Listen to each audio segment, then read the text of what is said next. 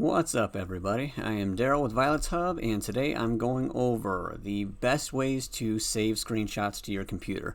There's three ways. One of them is really common. Everybody probably knows it, hitting the print screen button, but I go more advanced on this. So if you do learn something here, if it does help you out, then like the video, share it, subscribe, whatever you can do, because that will help me out.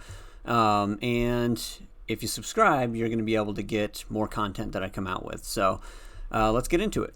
Basically, our three ways are here. The most well-known being the print screen. It's over here by the insert key. You literally just hit the print screen button. That took a screenshot of this. I just did it.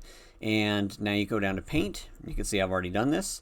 Practice video, but you hit paste. You have it right here.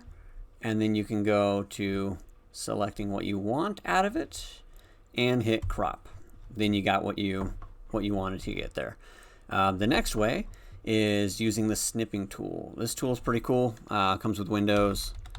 I'm sure there's other programs and other systems too. But snipping, you just type in snip in your search bar.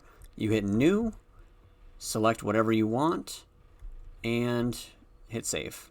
And that will be your screenshot, whatever you wanted to snip out of it. You could do a full screenshot if you want to, but most of the time you're trying to crop something and select something specific.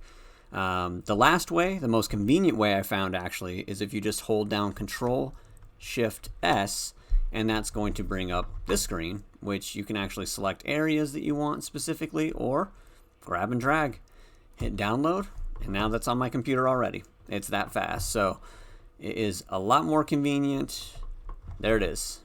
So that is the fastest way that I found, the most convenient way, Control-Shift-S, and you'll grab whatever you want to on your screenshot. But again, if this helped you guys out, if you could like the video, subscribe. I'm going to be coming out with new videos, and thanks for watching.